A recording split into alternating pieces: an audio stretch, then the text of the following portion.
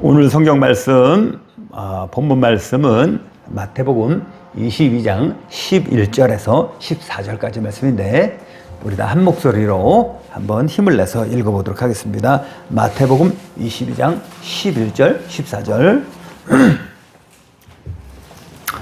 예, 다 찾으셨죠? 시작.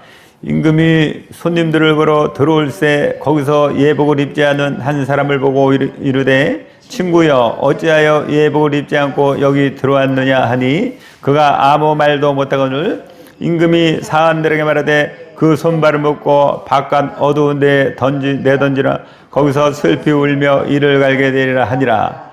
청함을 받은 사람한테 택감을 입은 자는 적으니라. 아멘. 하나님은 주권자이십니다. 그래서 하나님은 모든 일을 자기의 뜻대로 자기의 영광을 위해서 행하시는 분이십니다. 천지 창조도 하나님이 하셨죠. 이와 마찬가지로 이 땅의 종말도 하나님께서 하나님이 원하시는 시간에 하나님의 뜻대로 하시는 것입니다. 우리 인간이 우리는 죄인의 후손이에요. 우리는 우리 조상 아담과 이브가 하나님께 대적하고 불순종한 그런 역적의 후손이기 때문에 우리는 태어날 때부터 죄인입니다. 그래서 우리가 어린아이부터 어른까지 올바른 사람이 없는 것입니다. 이 비참한 삶, 그러니까 이 땅은 사실은 지옥과 마찬가지인 것입니다. 지옥을 맛보는 것이죠. 우리가 이마트 홈플러스 가면은 이렇게 맛보는 거 있잖아요. 그리고 물건을 사잖아요. 이 지옥을 맛보는 곳이기 때문에 이곳에서 여러분 행복을 추구하지 마십시오. 그거는 뜬구름 같은 것입니다. 이 타락해서 영원한 지옥의 심판을 받은 우리 인간을 구원하시는 것도 마찬가지로 하나님의 뜻대로 하시는 것이에요. 하나님이 원하시는 시간에 하나님의 뜻대로 하나님이 원하는 사람을 구원해 주시는 것입니다. 그래서 성경 요한복음 15장 16절 너희가 나를 택한 것이 아니오 내가 너희를 택하여 세웠나니 라고 말하고 있습니다. 여러분이 예수를 믿기로 선택했다고 결심했다고 생각하지만 예수님은 아니야. 내가 너희를 죄인 가운데서 불렀고 택했노라. 이렇게 말씀하시거든요. 로마서 9장 15절에는 이렇게 돼 있어요. 내가 긍휼히 여길 자를 긍휼히 여기고 불쌍히 여길 자를 불쌍히 여기리라 하셨단 말이죠. 그러니까 우리가 구원받는 방법은 하나님께서 우리를 불쌍히 여기고 하나님 우리를 긍휼히 여길 때 하나님이 그 영혼을 택해 주시면 구원받는 것이고 우리가 아무리 노력을 해서 하나님께 잘 보기 위해서 아무리 어떤 노력을 한다고 해서 우리 뜻대로 하나님이 택해 주는 것이 아니라는 것이에요. 그래서 이 택한 자에게 하나님께서 성령을 부어주시고 하나님과 온전한 연합이 되게 해주시고 그것이 하나님의 또 자녀로 삼아주시는 것이고 그랬을 때 우리는 구원을 받는 것이거든요. 그것이 바로 뭐냐? 성령으로 세례를 준다. 그날에는 내가 너희와 하나가 되리라 말씀하셨단 말이죠. 그래서 이 구원의 은혜는 절대로 우리의 공로가 아니고 우리가 착해서 하는 것도 아니고 우리가 이쁘다고 구원해 주는 것이 아니고 오직 하나님의 은혜로 되는 것이거든요. 그래서 디도서 3장 5절에 보니까 우리를 구원하시되 우리가 행한 바 의로운 행위로 말미암지 아니하고 오직 그의 긍휼하심을 따라 중생의 씻음과 성령의 새롭게 하심으로 하셨나니. 그래서 우리 구원은 전적으로 하나님께 달린 문제입니다. 그런데 우리가 구원을 받았다고 생각하는데 혹시 구원을 못 받은 사람이 어떻게 하실 거예요? 오늘 본문 말씀 보니까 잔치집에 왕이 아들의 혼인잔치에 사람들을 청했습니다. 청했는데 그 청함을 받고 오는 사람도 많지만 거의 대부분이 오지 않았죠. 우리가 본문 말씀 그 전에 이제 이야기인데, 그래서 예수님이 말씀하시기를 청함 받은 사람은 많대. 택함 받은 자는 적으니라 이랬단 말이에요. 많은 사람이 잔치집에 왔지만 그 중에 택함 받은 사람은 적다. 여러분, 택함 받는 것이 구원이라고 그랬잖아요. 그런데 예수님은 구원받은 사람이 적다는 것입니다. 많은 사람을 청하지만 그 중에 예복을 입은 사람만 택함을 받는데, 예복이 무엇이냐? 예복은요, 그 나라의 법도를 지키고 규례를 준수하고 그 왕을 공경하고 그 권세 아래 살겠다는 순종의 표현이거든요. 그런데 잔치집 안에 자기 멋대로 막 이고 자기 뜻대로 막 하는 사람은 절대로 택함을 받을 수 없는 것입니다. 그래서 예수님께서는 구원받은 자가 지극히 적다는 것이죠. 그래서 누가복음 13장 23, 24절에는 어떤 사람이 묻자오되 주여 구원받은 사람이 적으니까 물으니까 예수님께서 좁은 길로 들어가라. 그러니까 넓은 문에는 사람이 많이 가지만은 좁은 길에는 사람들이 얼마 안 다니죠. 그런데 더 중요한 것은 들어가기를 구하여도 못하는 자가 많으리라. 그러니까 구원받는 사람이 적은 중에 또 적다 이 말씀이에요. 이스라엘 백성들이 출애굽을 했잖아요, 그죠? 출애굽을 했는데 그 200만 명이 약속의 땅을, 젖과 꿀이 흐르는 땅을 가기 위해서 출애굽을 했지만은 그들 중에 극히 일부, 여호수아, 갈렙, 물론 모세는 이제 구원받은 사람이지만 중간에 죽었지만은 2명 외에는 그 20세 이상 중에는 들어간 자가 없는 것입니다. 하나님께 순종한 사람이 거의 없는 것이에요. 노아의 홍수 때 이 지구상에 지금처럼은 아닐지 모르지만은 과학자들에 의하면 10억 이상의 인구가 살았다고 합니다. 그 중에 잘생긴 사람, 잘생긴 여자, 집 짓고 빨래하고 돈 벌고 결혼하고 장가하고 먹고 마시고 이런 사람이 많았다고 성경에 예수님이 말씀하셨는데, 그 누가복음 17장에 나오죠. 17장. 그들 중에 노아의 8식구밖에 구원을 못 받았잖아요. 그러니까 적은 거죠, 그죠? 소돔 고모라 때는 어때요? 그 도시 주민들이 도시 성으로 돼 있는데 엄청 많았겠죠. 의인이 없는 것입니다. 그들 중에 롯과 그 두 딸, 롯의 부인 이렇게 성에서 나왔습니다. 그런데 예수님께서는 누가복음 17장 32절에 보니까 롯의 처를 기억하라 이렇게 말씀하셨어요. 그거 참 특이한 일이죠, 그죠? 그 소돔성에서도 나왔는데 롯의 처를 기억하라. 롯의 처를 왜 기억하라 했냐면, 그 전에 뭐냐면 두 사람인데 지붕 위에 있는 자는 마지막 심판이면 내려가지 말고 산에 올라간 사람은 내려가지 마라 이랬는데, 롯의 처는 소돔 고모라를 나왔는데 하나님께서는 뒤를 돌아보지 마라, 세상을 바라보지 마라 이랬는데, 롯의 처는 자기가 키우던 양이 생각이 나고 소가 생각이 나고 집이 어떻게 무너졌나 생각이 나고 뒤돌아보다가 결국은 소금 기둥이 된 것입니다. 여러분, 얼마나 무섭고 정확하고 엄밀합니까?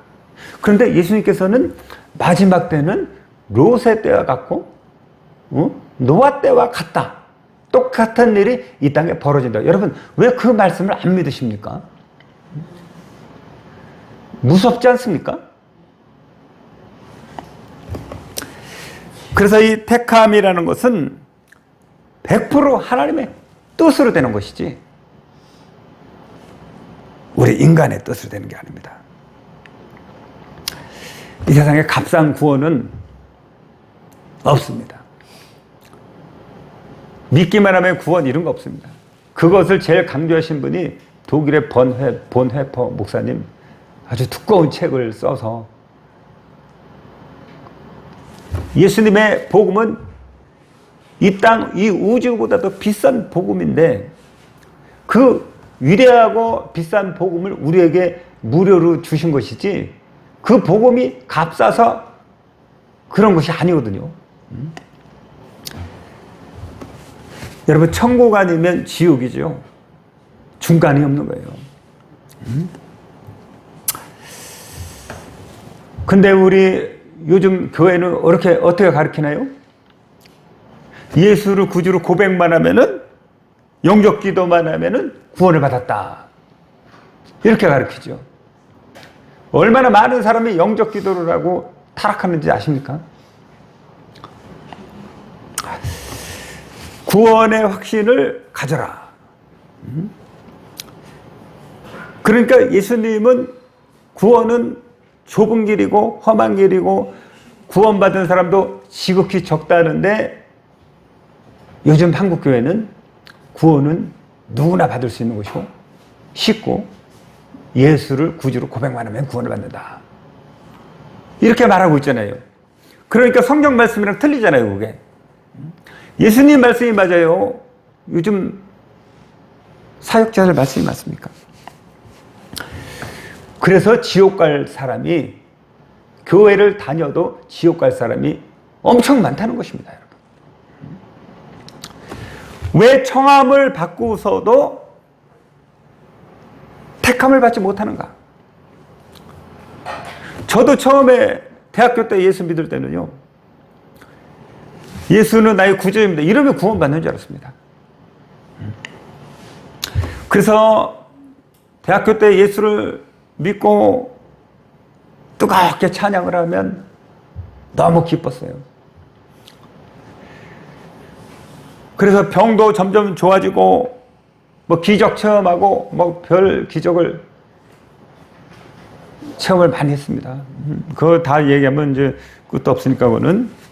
은사도 나타나고 하나님 음성 듣고 꿈도 막 정말 신기한 꿈들도 많이 꾸고, 저는 그런 것이 야, 내가 구원받았기 때문에 이런 체험을 하는구나 이렇게 생각했습니다. 그런데 성경을 읽다 보니까 광야에서 불순종해서 죽은 사람들이 그런 똑같은 체험을 했던 것입니다. 그래서 홍해를 건너고 나서 미리암과 이스라엘 백성들이 했던 그 위대한 찬양, 출애굽기에 나오잖아요. 얼마나 여호와 하나님이 위대하신지, 그 애굽의 마차들은 바다에 다 부숴버리고 우리는 한 사람도 안 다치고 홍해길을 걷게 하셨는가. 그런 위대한 찬양을 했던 사람. 날마다 하나님이 주시는 만나와 메추라기, 그리고 구름 기둥, 불 기둥, 그 사막에서 냉방, 온방 다 돼가며 이런 은혜 가운데 시내산에서 율법을 받았지요. 하나님의 음성이 그 모세를 통해서 성막에서 날마다 들려 하나님의 명령이 명확하고 뚜렷하게 전달이 됐어요. 우리가 예수를 믿고서도 은혜를 좋아하고 병 고치는 거 좋아하고 이 땅에서 잘 되는 거 좋아하지만 내 자신은 변화가 안 돼요. 이스라엘 백성들이 그랬단 말이죠. 그들은 결국 젖과 꿀이 흐르는 가나안 땅에 들어가지 못하고 죽은 것입니다. 가론 유다는 어떻습니까? 예수님과 3년 동안 동행을 했잖아요. 예수님이 불렀고 예수님과 함께 있으면서 오병이어도 보고 죽은 나사로가 사는 것도 보고 모든 것을 봤지만은 예수님을 만진 사람이요, 예수님께 들은 사람이요,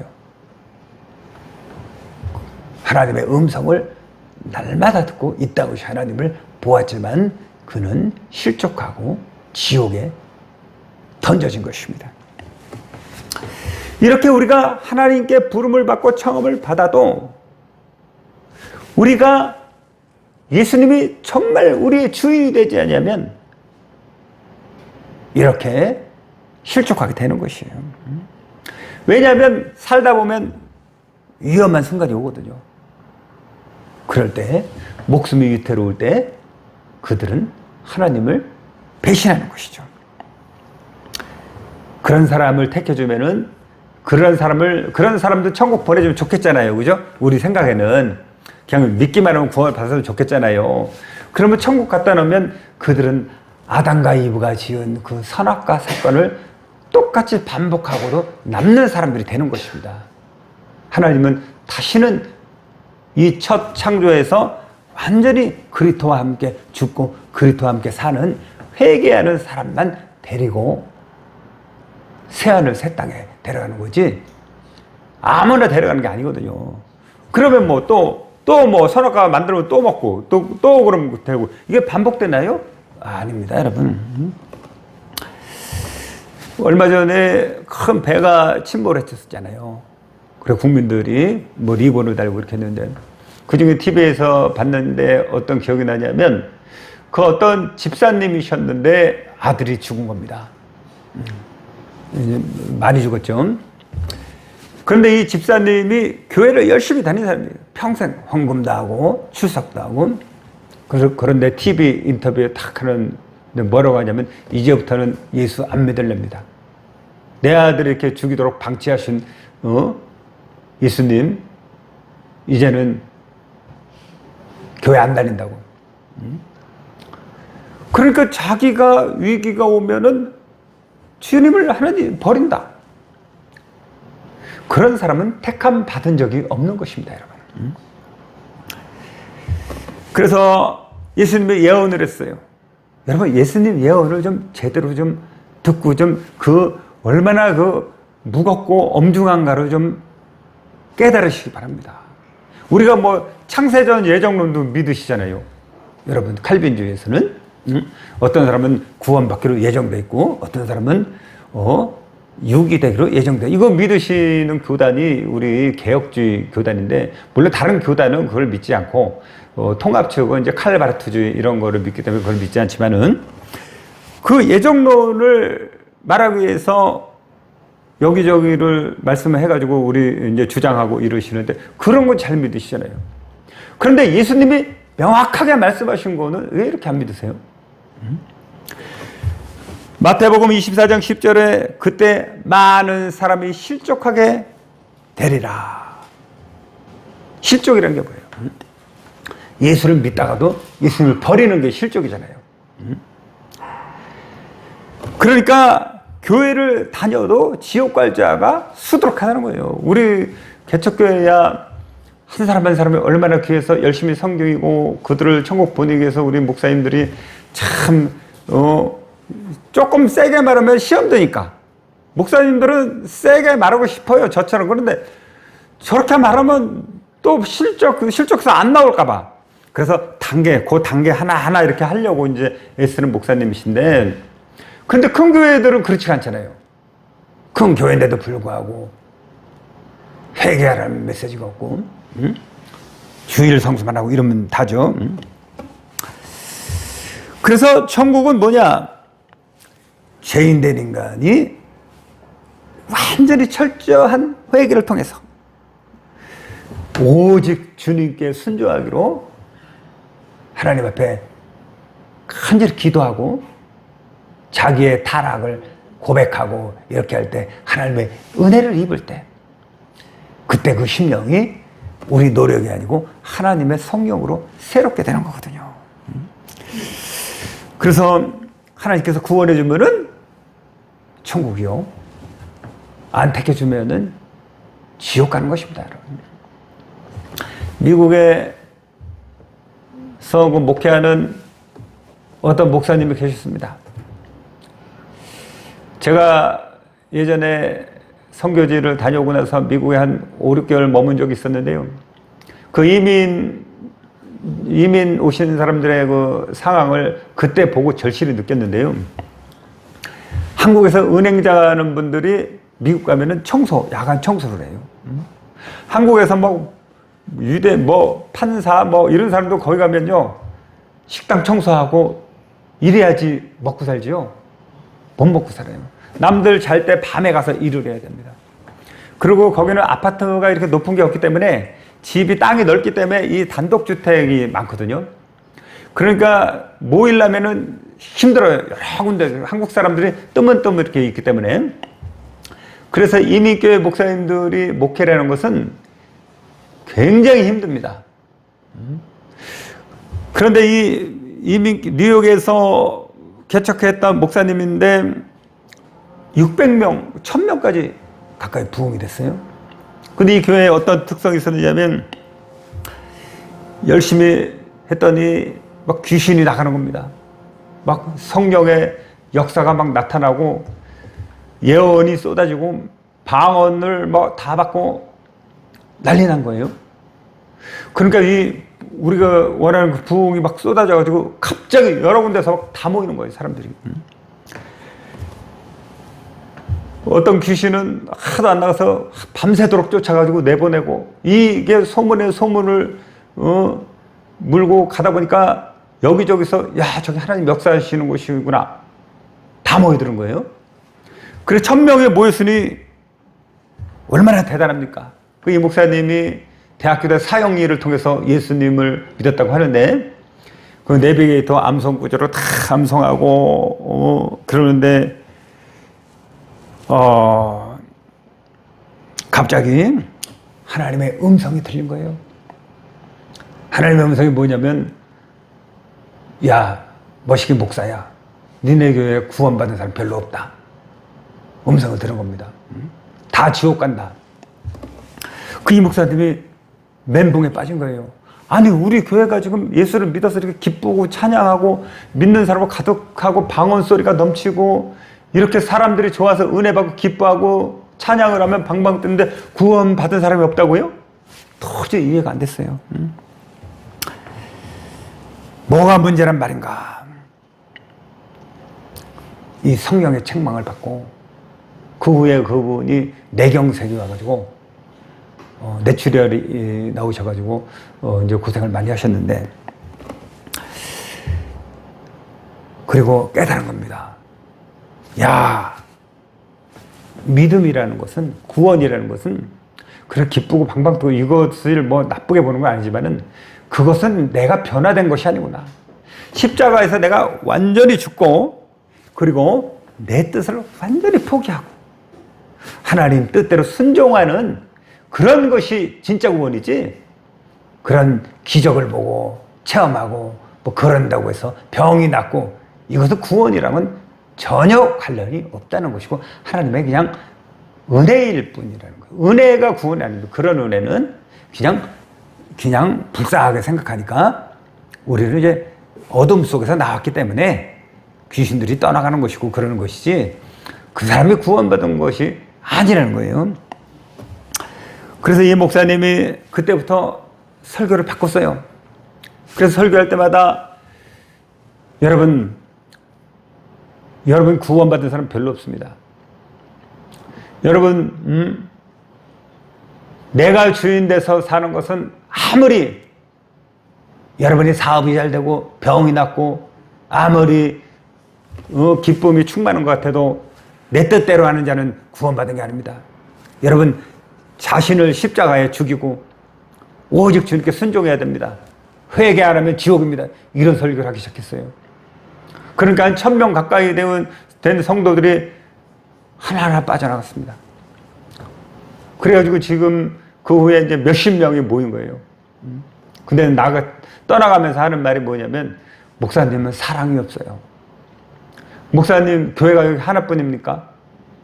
믿으면 구원인데, 순종 회개까지 해야 된다고요? 왜 하나님은 사랑이신데 사랑이 없으니까? 다 떠나갔습니다. 저는 이 목사님을 제가 좋아하는 목사님 세 분이 계십니다. 한국 사람 중에. 그분 중에 한 분입니다, 이거는. 이런 분이 정말 하나님을 두려워하는 목사죠.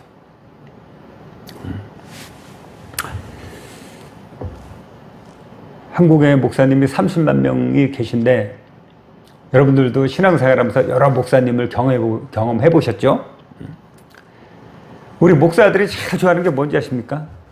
개척 성공하는 겁니다. 개척 성공한 다음에 부흥하는 겁니다. 부흥한 다음에 뭐예요? 헌금 많이 들어오는 거 원합니다. 그 처음에는 헌금 얘기 안 하다가 이제 사람이 모여서 뭐 이제 떨어져 나갈 사람은 나가야도 뭐 어쩔 수 없다. 그러면 또 헌금 얘기도 하고 그러는데 그 다음에 교회 건축을 하죠.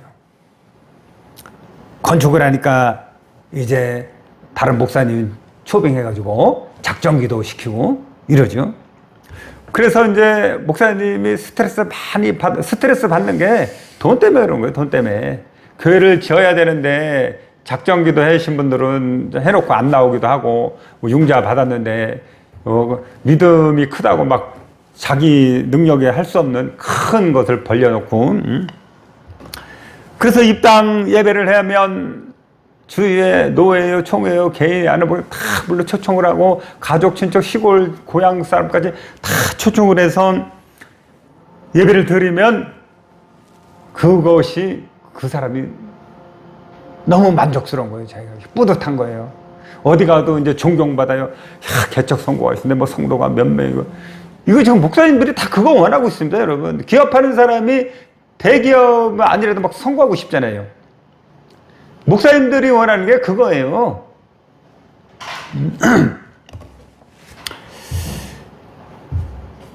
자기 교인이 지옥 가는지 천국 가는지 관심이 없어요. 그냥 내 영광을 위한 수단이에요, 수단. 100%라는 건 아니겠지만 거의 대부분 그렇습니다. 미국에 어떤 목사님이 계셨는데 이 목사님이 목회할 때가 좀 마땅치 않아. 미국 사람이 이분은. 그래서 슬럼가에서 복음을 전하기 시작했어요. 그곳에는 마약하는 사람, 칼을 차고 다니는 사람, 그런 사람들 속에 문신이 온몸에 가득한 사람, 이런 사람들에게 전도하기 시작했습니다. 그래서 그 목사님이 책을 썼는데 십자가와 칼이라는 책을 썼어요. 저는 그 목사님 모를 때 그 책을 읽은 적이 있어요. 아, 그 목사님이구나. 근데 이 목사님이 목회도 이제 그에서 잘했죠. 근데 교통사고가 났습니다. 온몸에 피가 범벅인데 응급실로 딱 갔는데 의식이 없는 거예요. 근데 이 목사님이 그 순간 하나님을 만난 거예요. 천국에 갔어요. 그런데 예수님을 딱 만났는데 이 목사님은 자신만만했어요. 예수님, 내가 당신을 위해서 그 아무도 가지 않는 그곳에서 목회가 다 실패한다고 그곳에서 목회를 한 사람이에요. 그 무서운 아이들을 막 전도해서 변화돼서 막 제자가 됐잖아요. 이렇게 막 자신만만하게 예수님께 말하니까 예수님이 말씀하시기를 나는 그거 하나도 모른다. 아니, 예수님 어떻게 전능하신 분이 그걸 모를 수 있어요? 내가 얼마나 주님을 위해서 두려움을 무릅쓰고 헌신했는지 모르십니까? 자기는 주님을 위해서 그렇게 충성했다고 했죠. 근데 예수님 말씀이 뭐냐면 너는 네 상을 다 받았느니라. 너는 다 너를 위해서 한 것이다. 그 유명한 이 목사님 이름이 뭐냐면 하워드 피트만이라는 목사님이에요. 그리고 나서 플라시보라는 책을 썼어요. 플라시보. 플라시보라는 뜻이 뭐냐면 플라시보 약 아시죠? 위약이라는 거, 위약. 그러니까 이 약은 아무 효과가 없는 약인데 그냥 먹여보니까 사람들이 자기는 호전된다고 하는 거예요. 그러니까 가짜 복음도 진짜 믿고 구원의 확신을 가지세요. 그러면 진짜 복음처럼 정말 내가 천국 갈 것 같고 이러지만은 회개 없는 가짜 믿음이 지금 난무하다는 거죠. 그래서 그 목사님이 이 값싼 복음, 믿기만 하면 구원을 받는 이것을 비판하는 플라시보라는 책을 쓴 것입니다. 그래서 이 목사님들이 말하는 게 뭐예요? 구원은 이미 여러분 받았습니다. 그렇기 때문에 이제 제일 좋아하는 성도의 의무가 있는데, 첫째는 주일 성수요, 둘째는 헌금 잘 내는 거. 이걸 비판하면 저는 또 이제 욕 먹죠. 당연히 이건 중요하긴 중요합니다. 그러나 성도들이 일단은 구원을 받았느냐 안 받았느냐, 정말로 이 성도들이 회개해서 하나님 앞에 택함을 받는 문제, 이게 가장 중요하잖아요. 그런데 이러다가 시간 늦어지겠네. 그렇다는 것이죠. 좀 설교를 심플하게 해드려야겠네요. 그래서 이 교인들이, 요즘 교인들이 기도하는 게 뭔지 아세요? 우리 아들 서울대 가게 해주세요. 우리 사업 잘 되게 해주세요. 결혼 잘하게 해주세요. 하는 것마다 형통하게 해주세요. 병 낫게 해주세요.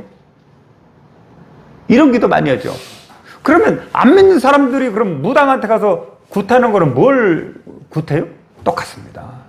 불교 믿는 사람이 그 부처 불상 앞에서 뭔 기도를 해요? 기도하면서 똑같습니다. 우리랑. 그럼 이거는 뭐냐면 이방인들이 구한다는 거예요. 예수님 무엇을 먹을까, 무엇을 입을까 구하지 말고, 그건 안 믿는 사람들이 구하는 거예요. 너희는 그 나라와 의를 구해. 뭐 자녀 스펙 잘 쌓는 게 너한테 그렇게 중요해? 네 자녀가 지옥 가게 생겼는데, 네가 아는 사람들이, 네가 가르치는 영혼들이 지옥 가게 생겼는데 그게 중요하지 않고 스펙 쌓고 이상하게 성공하는 거, 이게 그렇게 중요해? 응?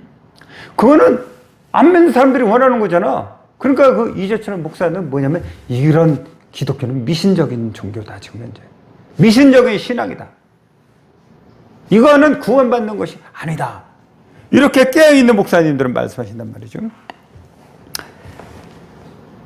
이 지옥 갈 자가 많은 교회에 평안하다, 평안하다. 여러분 오늘도 축복 많이 받으셨죠?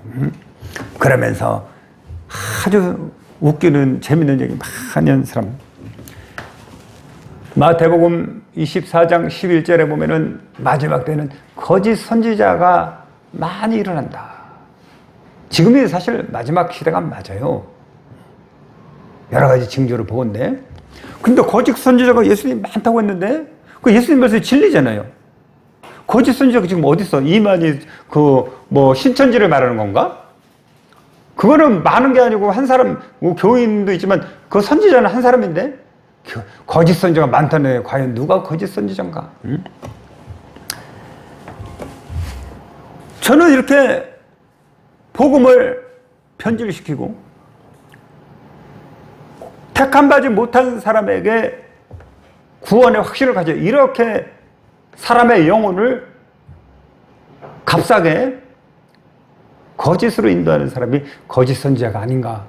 주님이 그런 사람을 말씀하셨구나. 저는 이런 생각이 들더라고요. 우리가 전도할 때 예수님을 영접하면 구원을 받는다. 영접기도를 하여라. 이렇게 말씀하죠, 우리가. 그러면서 우리는 요한복음 1장 12절 말씀, 이제 핵심적인 내용을 빨리 해야겠네요. 요한복음 1장 12절을 말씀하시죠. 여러분, 요한복음 1장 12절, 영접하는 자, 곧 그 이름을 믿는 자들에게는 하나님의 자녀가 되는 권세를 주셨으니. 이렇게 이 말씀 우리 다 알아요. 유명하죠. 그래서 우리가 영접하면은 하나님의 자녀가 되는구나. 의심하지 않죠? 그러면 예수님을 영접하면 자녀가 되는 건데, 택함을 받는 것도 뭐야? 우리는 이 말씀 이전에 요한복음 1장 11절 말씀을 또한 기억해야 됩니다. 11절 다음에 이 말씀이 나오는데, 앞절에 뭐라고 돼 있어요? 자기 땅에 오매 자기 백성이 영접하지 아니했다 말하고 있어요. 아무도 예수님을 영접하지를 않았어요. 근데 영접하는 자가 구원을 받는다. 이 말이 좀 이상하잖아요. 아무도 영접하지 않았는데 영접하는 자가 구원을 받는다. 그래서 그러면 자녀가 될 사람이 하나도 없겠네. 우리는 요한복음 1장 13절을 또한 기억해야 됩니다. 이는 혈통으로나 육정으로나 사람의 뜻으로 나지 아니하고 오직 하나님께로부터 난 자들이니라. 그러니까 영접하는 사람이 누구예요? 사람의 뜻으로 난 게 아니고 하나님으로부터 태어난 사람들이 영접을 한다, 이런 말이죠. 그러니까 거듭난 사람들이 예수님을 영접하는 것이지, 우리가 영접해서 자녀가 되는 게 아니고 거듭났기 때문에 주님을 받아들이고 자녀가 된다. 거꾸로 되는 거죠. 그래서 이 미국의 목사님이 이 말씀을, 저도 이거 몰랐습니다. 이 미국의 목사님의 설교 예전에 듣고 알았는데, 이분이 그 목회를 잘했다는 한국 목사님이 이 말씀을 하면서 뭐라고 하냐면, 저는 40년 동안 이걸 모르고 속았습니다. 이 말씀을 보고 예수를 영접하면 구원을 얻는 줄 알고 사형리 그거를 했지만은, 그 당시 Born After Midnight이라는 책, A.W. 토저가 지은 책을 읽으면서 뭐 이런 책이 있나고 집어 던졌다는 것입니다. Born After Midnight이 뭐냐면 긴 밤을 지난 다음에 새롭게 태어난다, 이 말이에요. 고통의 밤을 지내고 나서 태어난다, 이 말입니다. 거듭난다, 이 말이군요. 이 말이죠. 그러니까 이것은 성령으로 거듭난 사람들이 예수님을 영접하는 것이다. 이 거꾸로 돼 있다는 거죠. 이런 얘기는 못 들어보셨을 거예요, 아마 대부분. 저도 그 목사님 통해서 의심스러웠지만 지나고 나 보니까 옳다고요. 옳다고. 그러니까 여러분, 우리가 행복한 사람이 웃잖아요. 행복하고 즐거운 사람이 막 웃고 즐겁단 말이죠. 기쁨이, 즐거운 일이 있을 때 막 웃어요. 그거 당연한 거죠. 그러면 괴로운 사람이 웃어서 행복합니까?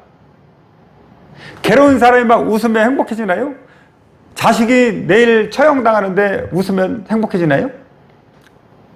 자식이 내일 감옥에서 사형 집행 날짜예요. 근데 웃으면 행복해지나요? 그 행복은 가짜 행복이죠.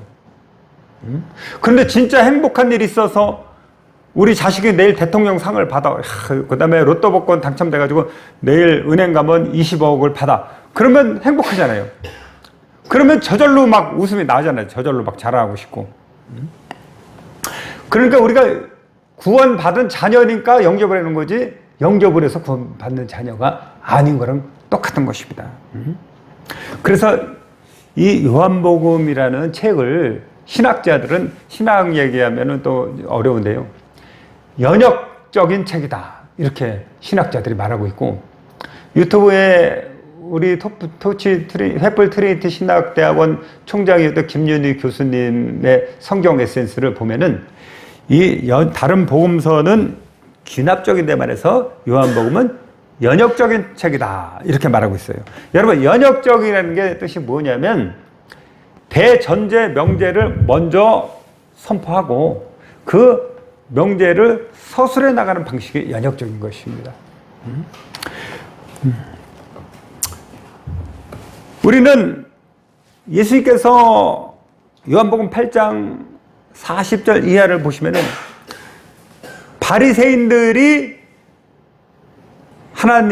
예수님을 대적하는 부분이 많이 나와요.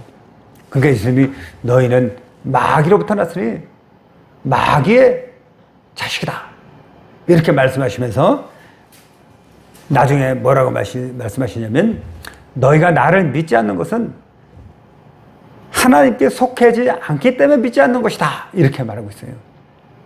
너희가 믿으면 하나님에 속한다가 아니고 너희가 속하지 않았기 때문에 믿지 않는 것이다. 너희가 하나님께 속했더라면 나를 믿었을 것이다. 이것도 연역적인 방법으로 보는 거죠.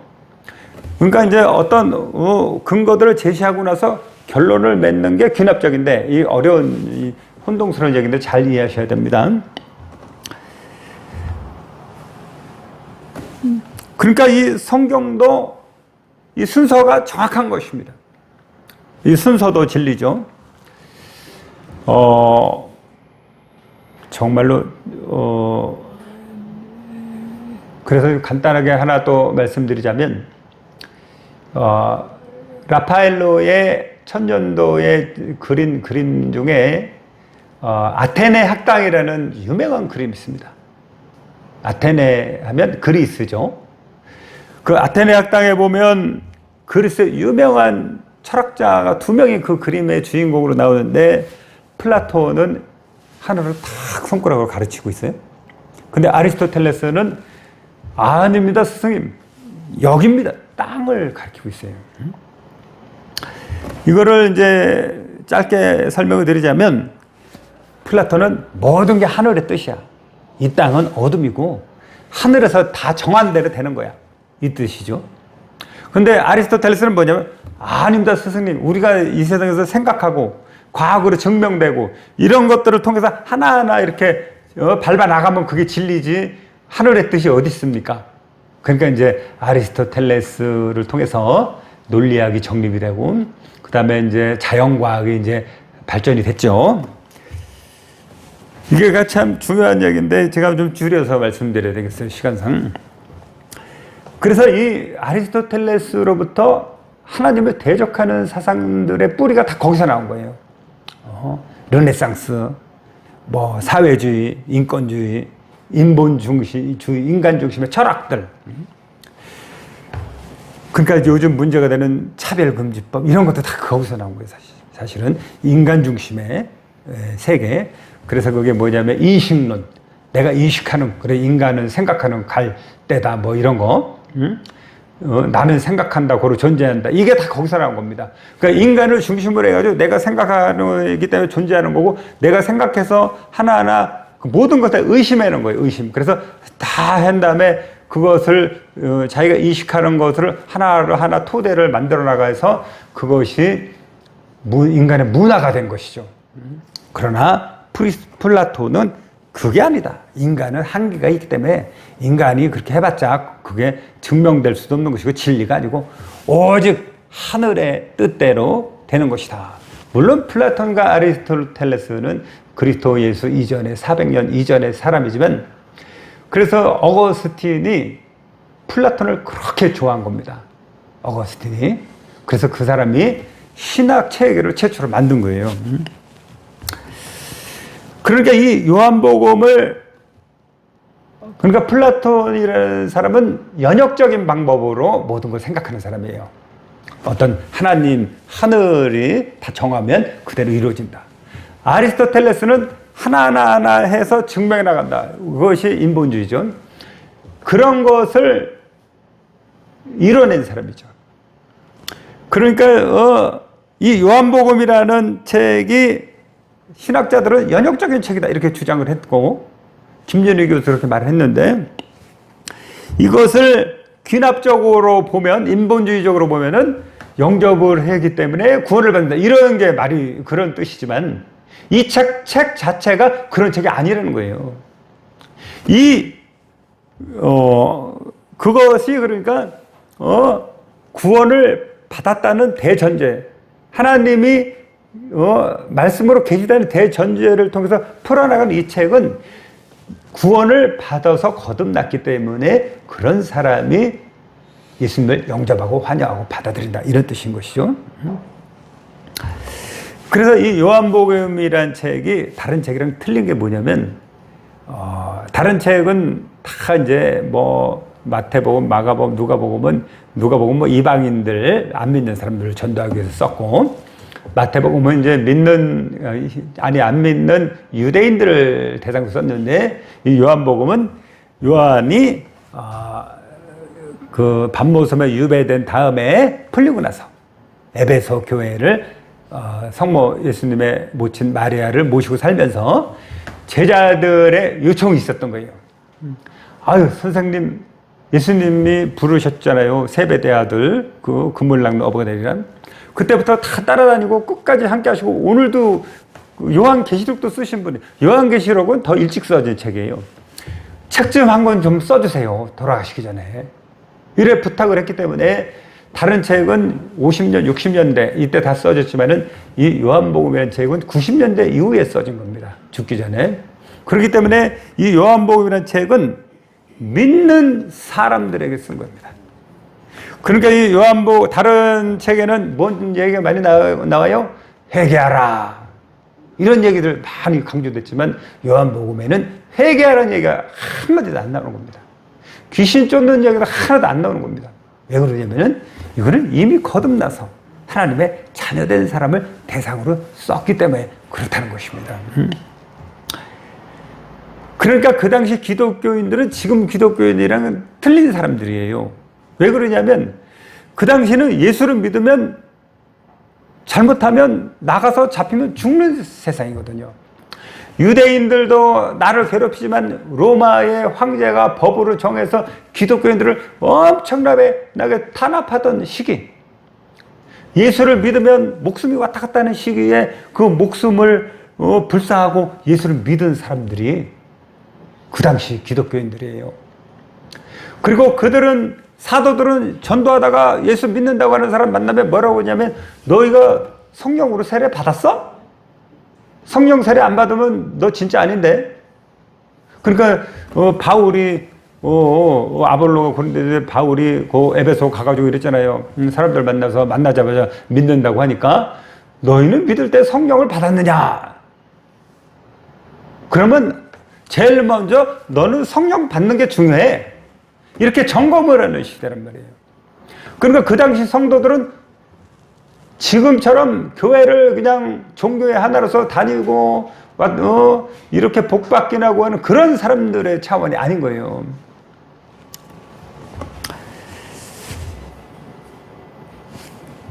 그래서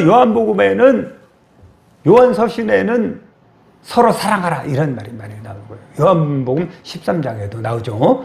너희는 서로 사랑하라. 그래야 사람들이 볼 때 너희가 내 제자인 줄 알리라. 요한 1서에도 서로 사랑하라. 이런 게 많이 나오는데 이제 우리 이제 목사님들이 요한이 사랑이 많아서 사랑의 사도라서 그렇다. 뭐 그것도 맞을 수 있겠지만 믿는 사람끼리는 서로 사랑하는 게 당연한 것이거든요. 믿는 성도들끼리. 그렇기 때문에 사랑 얘기가 많이 나오는 것이죠. 그러니까 이 요한복음은 영접하는 자, 요한이 쓴 요한복음은 영접하는 자, 그 이름을 믿는 자가 하나님의 자녀가 된다. 이런 것이 아니고 하나님의 자녀로 거듭난 사람이 하나님을 영접한다. 이게 원래 요한이 쓴 취지인 겁니다. 왜냐하면 거듭난 사람을 대상으로 썼기 때문에.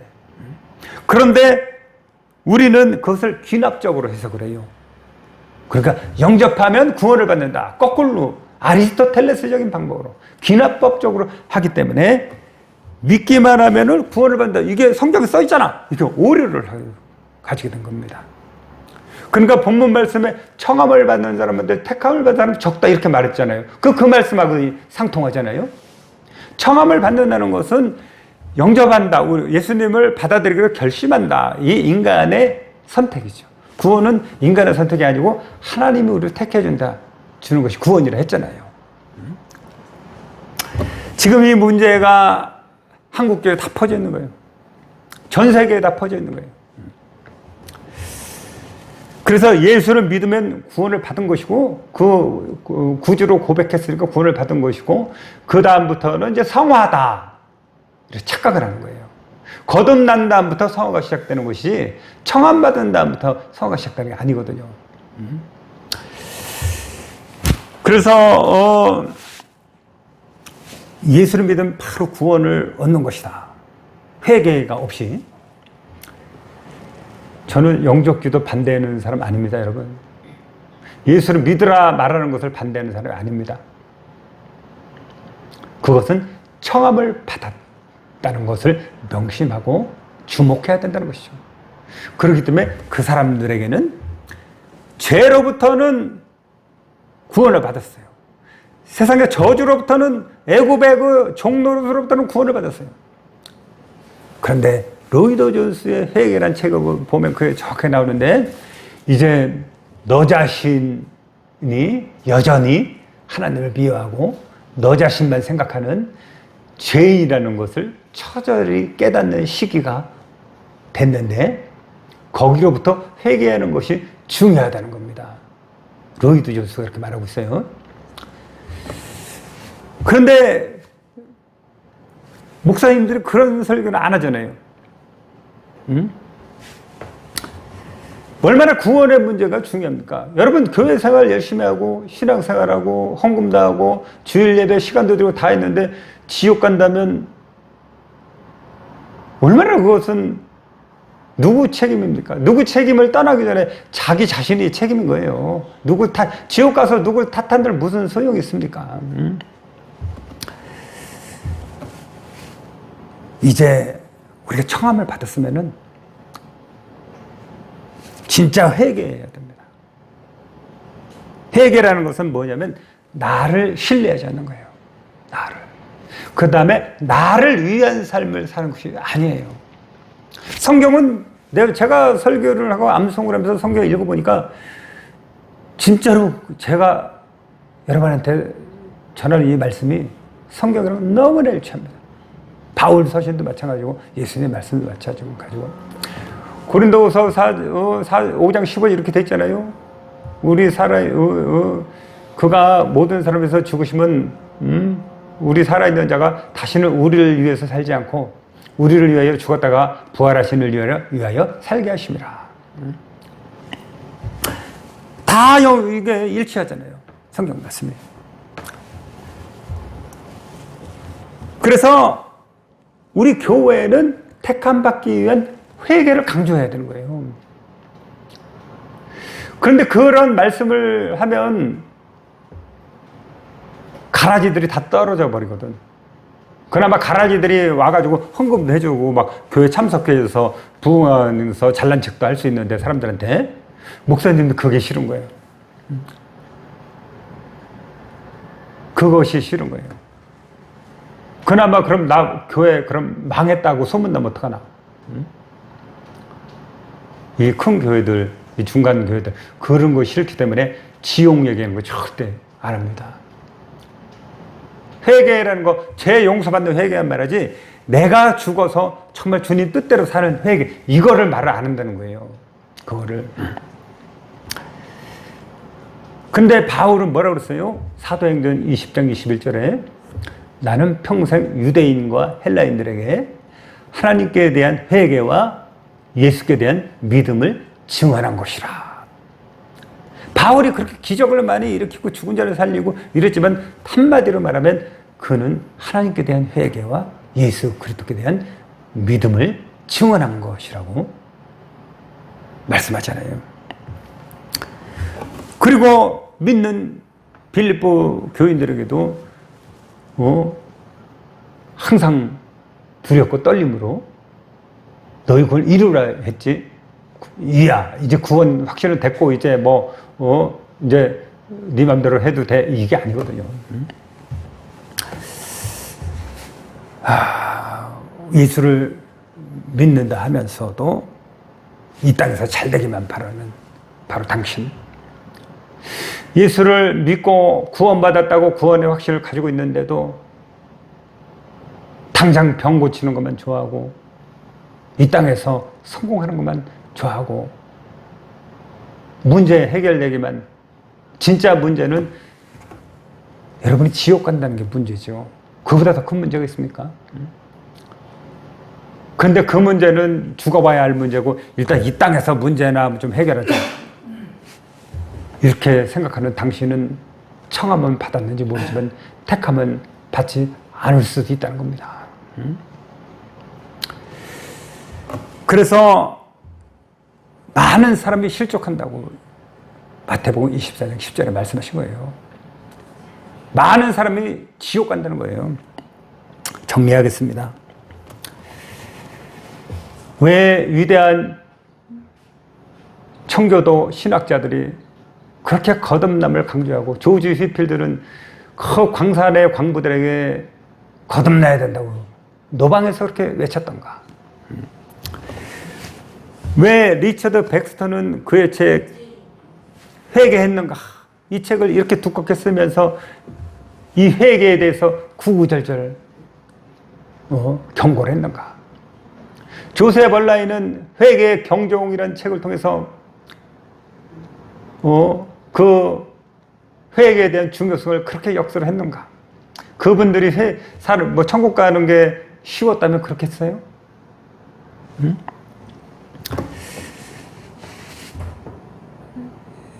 여러분, 지금 기독교를 핍박하는 안티 기독교인들 많죠? 그 사람들이 다 예수를 영접했던 사람들입니다. 교회를 다니고 집사요, 안수 집사요 했던 사람들이 다 돌아서서 오히려 주님을 모욕하고 있죠. 찰스 다윈은 신학교를 다니던 사람이었어요. 얼마나 주님을 사랑했었겠습니까? 마귀 종이 되고 말했죠. 니체는 5대가 목사인 집안에서 태어났는데 신은 없다 해가지고 모든 불신자들을 이론적 토대를 만든 사람입니다. 청함 받았지만은 마귀의 종된 사람 너무 많죠. 왜 창세전 예정론을 믿는 사람 그렇게 많고 그거 안 믿으면 이단이라고 하는 이런 교단도 있는데 왜 주님이 그렇게 마지막 때는 노아 때와 같고 소돔 고모라 때와 같을 것이고 실족하는 사람이 많고 구원받은 사람이 적다고 그러는데 우리는 구원받은 사람이 왜 이렇게 많아요? 우리나라에 교회를 다니기만 하면 구원받고 뭐가 잘못되는지 잘 아시겠죠? 여러분은 진짜 회개하기를 저는 바랍니다. 여러분 누가 속속이고 가족이 속속이고 이런 것이 또 이 땅에서 중요하죠. 왜냐 집만 나가면 누가 집 올랐다 집값 올랐다 해가지고 집 없는 사람 약 올리는 말을 날마다 이루어지는데 제가 아는 어린이집에 크리스찬이 3명 있어요. 교사가. 근데 그들이 다 교회를 다닌대요. 예수를 믿는데요. 근데 한 명은 교회를 안 다니면서 믿는데요. 한 사람은 제사를 지내면서 예수 믿는데 근데 구원 받았냐 그러면 자기는 구원받아 천국 간대요. 어떤 한 사람은 교회를 잘 다녀요. 그런데 맨날 입만 열면 이 세상 자랑으로 막 넘치고 주님에 대해서 전도 한마디 안 해요. 지금 교인들 다 그렇습니다, 여러분. 제가 얘기하는 게 지금 큰 문제라서 말씀드리는 거지. 그런 많은 사람들이 복음을 잘 몰라서 지옥 가고 있는 현실이 아닙니까? 우리 여러분들은 진짜 하나님만 의지하고 순종하고